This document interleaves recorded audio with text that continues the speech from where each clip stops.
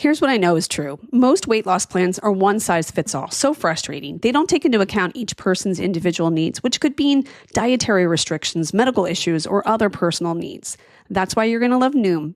It's built for your psychology and your biology, meeting you where you are. Noom's personalized programs feel more sustainable than any other, more restrictive weight loss programs. And also, it doesn't shame you when you choose to treat yourself, and that's important. I like this company because it's got a psychology and biology-based approach and a super easy app to use with lots of great features, including daily lessons, coaching, and flexibility. I think it's your time to start.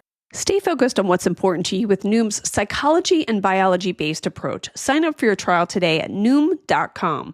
Based on 3.5-year study of actively engaged Noom users with minimum BMI of 25. Individual results may vary. Visit Noom.com for more information. Behind the delivery trucks that keep your life stocked, thousands of employees at BP go to work every day. People bringing a new offshore production platform online. People making our refineries capable of more, like making renewable diesel from agricultural waste. People trading and shipping fuels to our customers. And people helping truckers fill up and get maintenance at our convenient locations. They're part of the more than 300,000 jobs BP supports across the country. Learn more at bp.com/investing in America. Welcome back for another episode of Reality Life with Kate Casey. Now, if you love sports, you're going to love this episode. If you love basketball, you couldn't be happier. But if you want a great, uplifting, I cannot believe this story, I've got you covered. This episode, I'm so excited about because I get to tell you one of the craziest stories I've ever heard in sports. So, do you remember the Dream Team? The 1992 U.S. men's Olympic basketball team. They were nicknamed the Dream Team because they were the first American Olympic team to feature active professional players from the NBA. Now, the team has often been described as the greatest sports team ever assembled. At the 1992 Summer Olympics, which were in Barcelona, that team defeated its opponents by an average of 44 points en route to the gold medal game, which was against Croatia. The team was collectively inducted into the U.S. Olympic Hall of Fame in 2009, the Naismith Memorial Basketball Hall of Fame in 2010, and have been called the greatest collection of basketball talent on the planet. The first 10 players for the team were selected in September of 1991. Michael Jordan and Scottie Pippen of the Chicago Bulls, John Stockton and Karl Malone of the Utah Jazz, Magic Johnson of the Los Angeles Lakers, Larry Bird of the Boston Celtics, Patrick Ewing of the New York Knicks, Chris Mullin of the Golden State Warriors, David Robinson of the San Antonio Spurs, and Charles Barkley of the Philadelphia 76ers.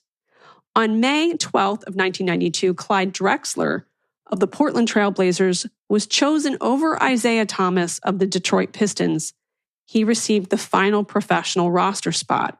But as an acknowledgement to the previous amateur system, the U.S. Basketball Committee decided to include one collegiate player on the team, and that was Christian Laettner of Duke University. He was added in May of 1992, and he was chosen over a little player by the name of Shaquille O'Neal from Louisiana State University. Now, most of the players on the team, they were at or near the peak of their NBA careers. And you can watch that whole documentary on Apple TV+. It is called The Dream Team, and it is that story behind the historic Olympic gold medal run of the 1992 U.S. men's basketball team. And it includes exclusive interviews from players and from coaches. But what if I told you that there was a team that actually beat the Dream Team, and right before they went on to that Olympics, and that win remained a secret for a long time? We Beat the Dream Team reveals the little-known story of a group of college basketball players who were tasked with preparing Larry Bird, Magic Johnson, and Michael Jordan, and the rest of the legendary Dream Team for their Olympic debut in 1992. In an unexpected twist, the college team, which featured Grant Hill, Chris Webber, Penny Hardaway, Bobby Hurley, Jamal Mashburn, Allan Houston, Rodney Rogers, and Eric Montross, by shocking the NBA superstars by defeating them in a scrimmage, an outcome that ultimately helped propel the Dream Team to gold.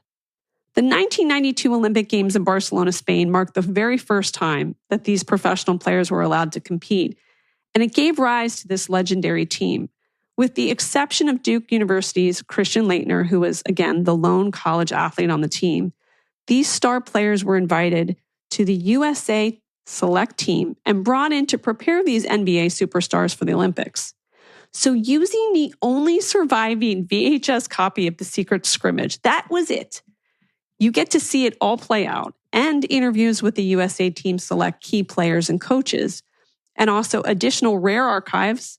This film revisits the sole game that the celebrated Dream Team lost, unspooling the story from the perspective of the college athletes. In full circle fashion, many of the select team players went on to have illustrious careers in the NBA, with Grant Hill becoming the USA Basketball's men's national team managing director in 2021, providing the film with an especially intimate perspective of this uplifting David and Goliath tale. You're going to have a number of featured participants from that USA select team, including Grant Hill, Chris Webber, Penny Hardaway, Bobby Hurley, Jamal Mashburn, Allan Houston, and Rodney Rogers, USA select team coach Roy Williams, and Dream Team players Christian Laettner, Dream Team assistant coach Mike Krzyzewski, 2024 USA Basketball men's team players, including Anthony Edwards and Tyrese Halliburton, and 2024 USA men's basketball team head coach Steve Kerr. This is such a great story. I loved every minute of it. I'm telling you, if you've got kids at home, this is definitely one to watch. If you know people who love basketball and sports, absolutely tell them about it. Share this episode because, again, it's this little known story about this group of college kids that beat these unbelievable NBA stars. And just to see them all gathered to tell this story is really fun to watch. So I think you're going to love it. It's called We Beat the Dream Team, and it is directed by Michael Tolajian, and it debuts Monday, February 17th at 9 Eastern Pacific on HBO and is available to stream on Max. And I got the director. So here's my interview with Michael Tolajian. As you write your life story, you're far from finished. Are you looking to close the book on your job? Maybe turn a page in your career? Be continued at the Georgetown University School of Continuing Studies. Our professional master's degrees and certificates are designed to meet you where you are and take you where you want to go. At Georgetown SCS, the learning never stops, and neither do you. Write your next chapter. Be continued at scs.georgetown.edu/podcast. Looking for the ultimate night out? Experience the action from a luxury suite at Capital One Arena. Watch Ovechkin chase history as the Capitals hit the ice, or catch the Wizards take on the NBA's best. Rock out with Disturbed, vibe with Mary J. Blige, or dance the night away with Kylie Minogue. Premium seating, VIP service, and unforgettable moments all under one roof. Book your suite now at CapitalOneArena.com/premier. Capital One Arena. Watch in style, live in the moment. Michael, welcome to the show. What a pleasure to meet you. Yeah, thanks, Kate. Same here. Great to meet you. How did this opportunity come to you? Yeah, well, I have a long history of working with the NBA. That's where I got my start out of college. That was my first job in sports entertainment. I was a logger, logging highlights of games on 3/4 inch tape back in the day. Since then, working with them over the years, I've, kept a tight relationship, and we collaborate on a lot of different projects. Heading into the most recent Olympics last summer, we were kicking around ideas like, hey, what could we do kind of, this is going to be like another dream team, right? They're going to have LeBron and Steph and KD. There's going to be a lot of buzz around the Olympics. Like, what could we do, kind of that ties into that? And the NBA had done a documentary on the Dream Team back in like 2012. It was really about the whole story of the Dream Team. And there was this one little section that kind of touched on the training camp and playing with the select team. And we thought, there might be something more there. And then we were able to track down the full footage, the full raw tape of that scrimmage. There's only one tape that was shot. And to this point, it's only been small parts have been seen. So we got the full tape and some other tapes that were shot around that training camp, got him transferred, and we said, wow, there's more here. There's more evidence to be seen, if you will. And then on top of that, Grant Hill, who was a player on that select team back in '92, a college player, he has since, after his NBA career, he is now the managing director of USA Basketball men's national team. So it's now 30 some odd years later, his job to select the Olympic team. And so we thought, wow, the timing is very interesting. Grant now has come full circle. And so we thought, wow, it's just kind of, as a filmmaker, I'm like, this is our end to the story, right?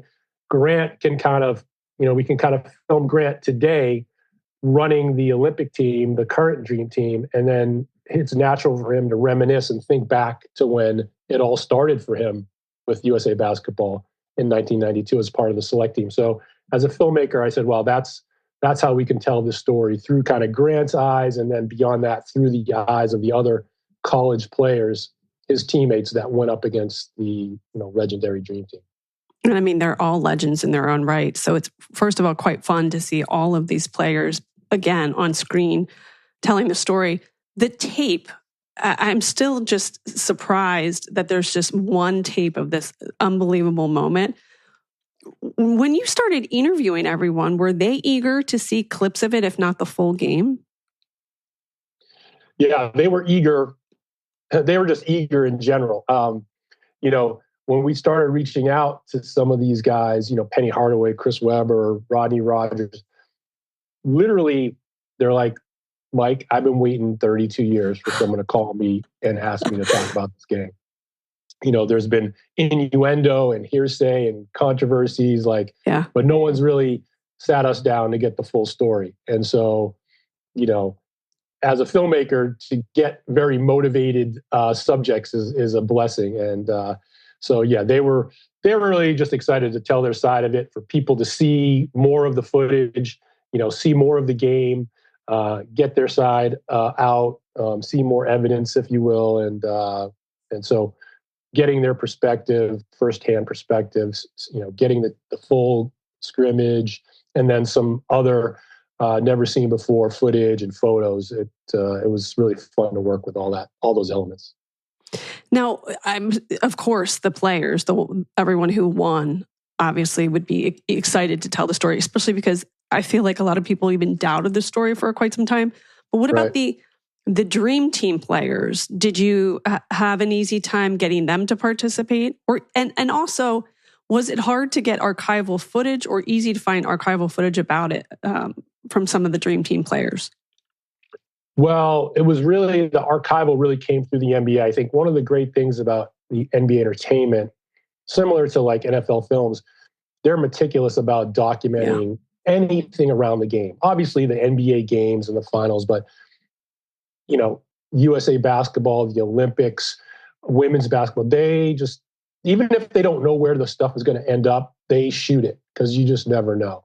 And also NBA photos, like you said, there was only one videotape of that scrimmage and a few other peripheral footage of like some of the pre-practices. Because Chuck Daly, who was the coach of the Dream Team, he wanted very much a closed gym. Mm-hmm. It's not like today where there's all kinds of media and cell phones. Like, he was bringing together these legends. He wanted them to feel like they were being protected and that they could get to work. And so he only had one camera guy up high shooting the scrimmage. So Chuck could break the film down afterwards and analyze who was playing well and all the stuff that coaches do with. But it was only that one tape. And this is 1992, so there was no high def, cameras. There was no iPhones, cell phones. It was VHS. That was the high end format at the time. So yeah, the Dream Team players themselves, they didn't think too much of it. They weren't taking pictures and filming and stuff. It was really Chuck Daly's insight to tape a little bit of it, and then the NBA's foresight to take photos and some more footage surrounding it.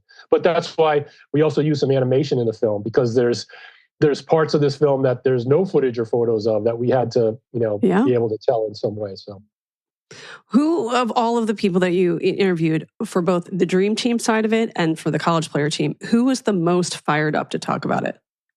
Well, the dream team guys obviously were the most fired up because this is their David and Goliath moment, So they were all like into it. We didn't have any problems getting those guys. I would say beyond Grant Hill, who's kind of somewhat the voice of this in some ways. Chris Webber did seem pretty fired up. Yeah. Chris was fired up. An interview that we probably scheduled for an hour went like 3. I believe it. Yeah, just because he had so many stories and he's such a great storyteller. Yeah. And he's got a great smile and animated. Super cute. Mm-hmm. Yeah. So Chris was fantastic. And then from the Dream Team guys, the NBA had gotten some of those interviews done previously, but I would say Magic Johnson. He just has so much charisma, and he literally takes you back into the gym, with his mannerisms and his oohs and his ahs and, paraphrasing what was said at the time. So those guys were all great.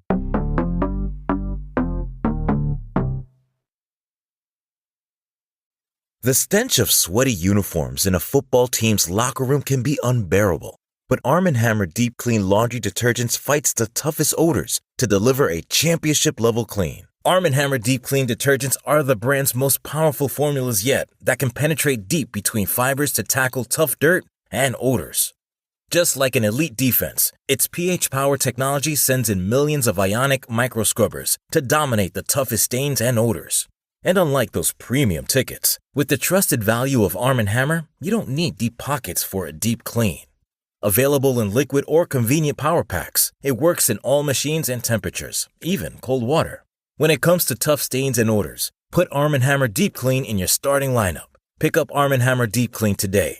Available in-store or online at major retailers nationwide. At 24, I lost my narrative, or rather it was stolen from me. And the Monica Lewinsky that my friends and family knew was usurped by false narratives, callous jokes, and politics. I would define reclaiming as to take back what was yours. Something you possess is lost or stolen, and ultimately you triumph in finding it again.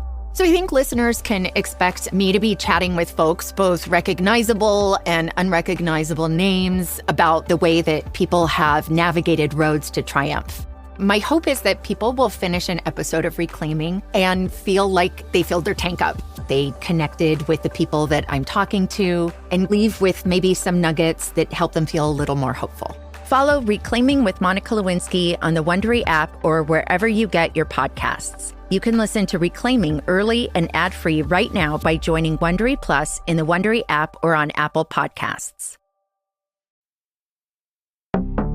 Whether or not this is a fix, like that part of the story, that must have been most fun to tell as well. What do you think now that you kind of walk away? I mean, I don't know if you feel like you would be disloyal to either party by saying so, but clearly you've got a team that's working with you where you guys all behind the scenes, like kind of like doing secret ballots or something, like who's honest and who's not.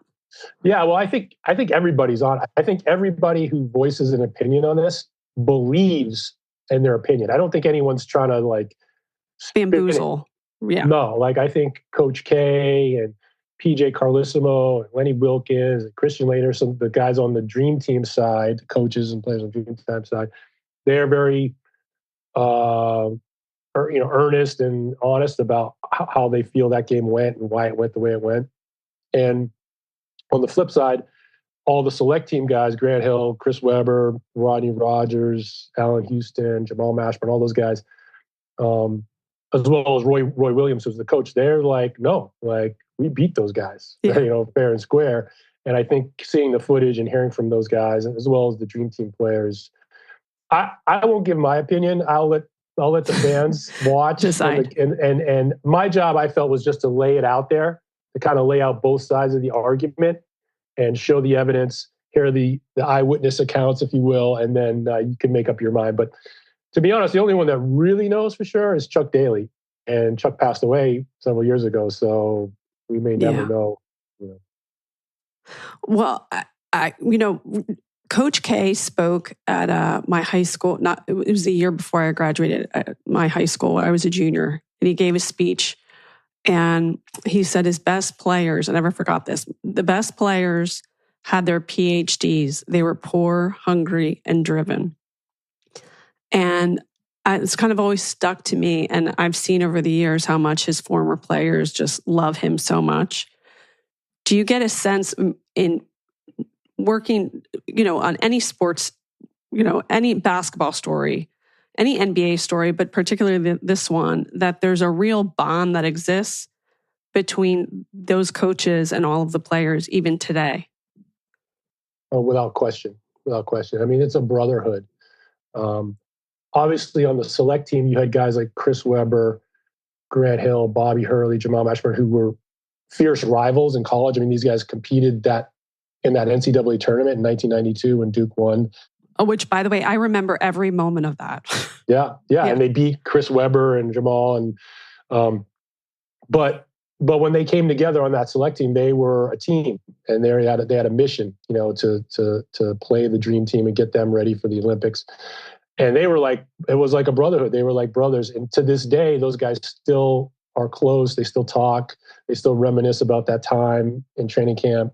And even beyond that, I think the dream team players, after that week playing against the college guys, there was a mutual respect with those guys in the sense that they were like, hey, this next wave, these guys are coming and they're legitimate. Penny Hardaway and Chris Webber, these guys are going to be on NBA courts really soon, and we're going to have to compete with them. So as much as there's a rivalry and a competitive nature to beat them, there's also this mutual respect and love of the game. And the college guys talk about more than just playing the game and on the court stuff.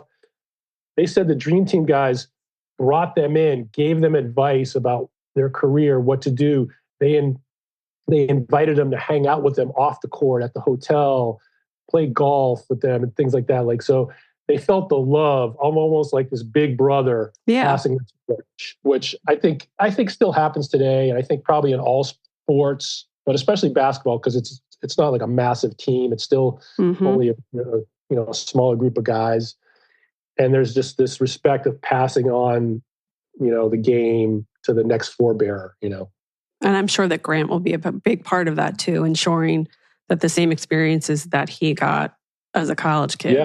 Yeah. And what you said about that PhD, poor, hungry, driven, I think that was evident in this story, right? I mean, not so much poor, but hungry and driven. Hungry and driven. Yep. The college guys' motivation, it goes a long way, right? Yes. No matter, even if you're up against the greatest team of all time, if they don't come with their A game and you guys come in fired up, anything can happen. And the select team was certainly hungry and driven at least that day to prove their mettle. Well, no disrespect to Coach K, but I feel like I've cracked the code because he said that, and it always stayed with me. I think that's probably something he talks a lot about with his players, and that he was trying to make a point. You have to be hungry and driven. Yeah. No matter how great you are talent-wise. Yes, exactly. Yeah. Well, this is extremely well done. How big was your team? It was a small team. We had not a massive budget, not a huge amount of time. We probably finished this film in 8 months. Wow. And it's taken a little bit longer to get it released because they wanted the timing to be right. But we were really going fast. I was traveling all over the country. These guys all live in different places around the country.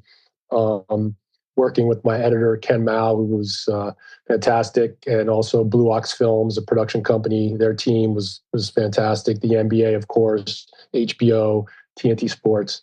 But it was kind of down and dirty, which I love. I don't need to live with a project for 5 years. And I love too that it's 80 minutes. It's a tight film. It's not 8 episodes. You can sit down, watch it, and also, right now there's so much heavy stuff out there. I agree. News is heavy. A lot of documentaries are very dark, murders and serial killers and stuff, and that's all good. But if you want to break from that and you just want a great underdog David and Goliath tale that's fun and entertaining, and you can digest it in one sitting. This is for you because that's what it is, I think. And I also think it's a great conversation starter for parents to have their kids watch it, because you talk about the nostalgia of all of those players. I mean, I remember watching in '92, and then to talk about whether or not something like that could happen now. Like the players that are on the so-called dream team that exists right now, could college kids actually beat them? And also just to inspire young athletes to just really find their own drive, to pursue their own dreams.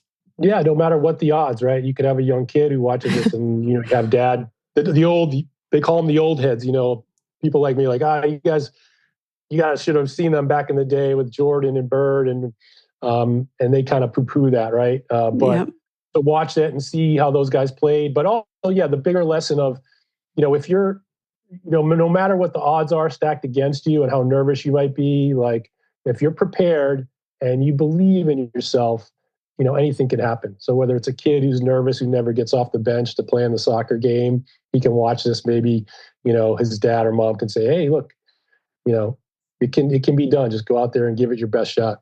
Yeah. Well, this is so well done. We Beat the Dream Team debuts February 17th at 9 p.m. Eastern Pacific on HBO, and will be available to stream on Max. Thank you so much for your time. Yeah, no, thank you, Ken. I appreciate it. Glad you enjoyed the film and spreading the word. And this is grab your popcorn. This is a lot of fun, and I hope people get a chance to check it out. And lastly, I got to say, you have a very cool job. Oh yeah, I don't take it for granted. I'm very fortunate. So hopefully I can keep doing it for a few more years. Definitely.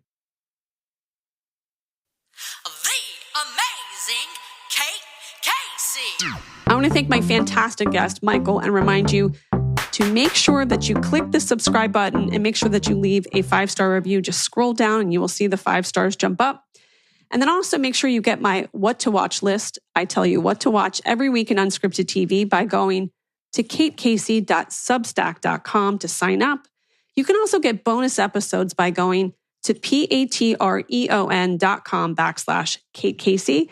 And follow me on social media. My Instagram is @KatecaseyCA, TikTok, it's Kate Casey, and Twitter and Threads at Kate Casey. I've got so many more great episodes for you this week, so make sure that you're checking back for all new episodes.